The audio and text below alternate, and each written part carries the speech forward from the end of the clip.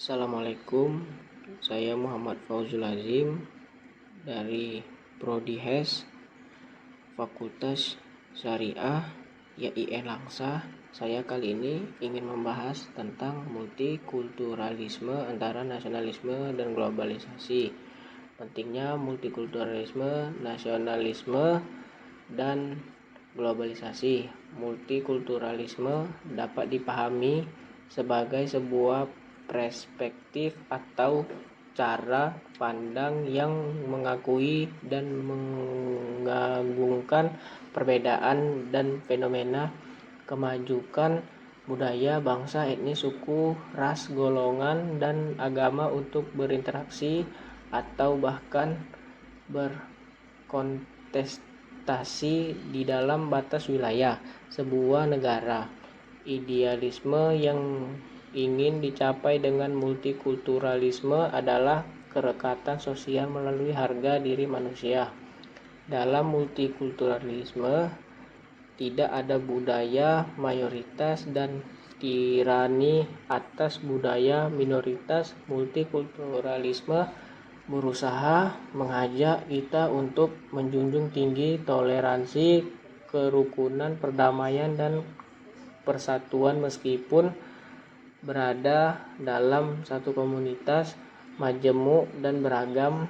Di dalam paradigma multikultural tidak ada fanatisme primordial. Masing-masing individu atau kelompok saling menyadari bahwa perbedaan suku, bangsa, bahasa, dan agama tidak bisa dijadikan legalita bagi adanya konflik dan permusuhan, namun harus menjadi modal utama membangun persatuan di tengah keragaman. Karena konsep ini memiliki signifikasi yang cukup banyak dalam upaya merawat nilai-nilai kerukunan dan keharmonisan di tengah masyarakat majemuk dan plural. Pendidikan multikulturalisme di sekolah dapat menjadi sumber paparan budaya multikultural dan semangat nasionalisme yang paling besar dalam hidup seorang anak. Penanaman kesadaran multikultural dan semangat nasionalisme dapat dilakukan melalui pendidikan karakter dengan membentuk soft skill atau seperti diperkenalkan oleh Robert Sternberg dari Universitas Yale, yaitu Successful Intelligence (SI) dipercaya lebih penting daripada hard skill. Daniel Goleman mengatakan bahwa kecerdasan emosional (EQ) berkontribusi sebanyak 80% pada kesuksesan seorang, sementara kecerdasan intelektual (IQ) hanya memiliki kontribusi 20%. Sungguh disayangkan bahwa sistem sekolah konvensional di Indonesia tidak mendukung pembentukan SI tersebut. Data dari tim 2007 Trends ini International Maths and Science Survey menunjukkan bahwa hanya 1% dari siswa Indonesia memiliki kemampuan berpikir tinggi, yaitu kemampuan untuk mengelola informasi tersebut, generalisasi, menyelesaikan masalah non-rutin, serta mengambil kesimpulan data. Angka ini kalah jauh dibandingkan dengan Singapura, Taiwan, dan Korea yang mencapai 40%. Sebaliknya, siswa yang memiliki kemampuan berpikiran low order thinking skill loads di Indonesia mencapai 78%, dengan Singapura, Taiwan, Korea, Jepang, dan Hong Kong hanya di bawah 5%. Pendidikan multikultural dan nasionalisme,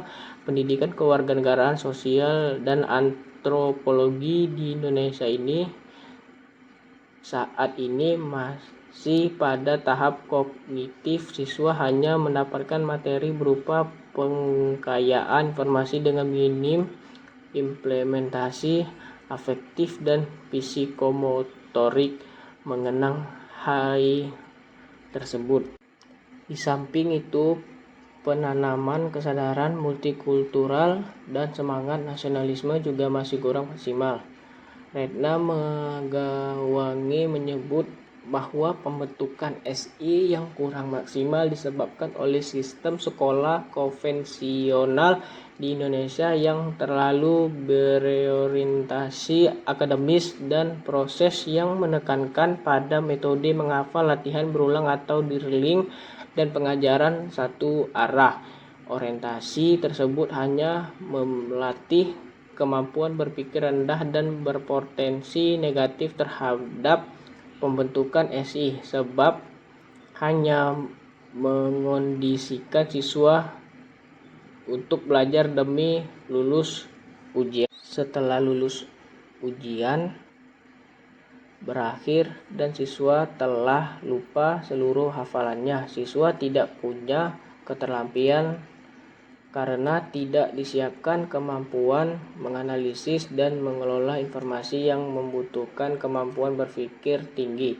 Siswa mengetahui apa definisi nasionalisme dan hafal lagu-lagu daerah atau nasional, tetapi mereka kurang menghayati dan mengimplementasikannya dalam perilaku kehidupan sehari-hari. Sekian, terima kasih penjelasan saya. Saya akhiri, wabillahi taufiq wal hidayah. Wassalamualaikum warahmatullahi wabarakatuh.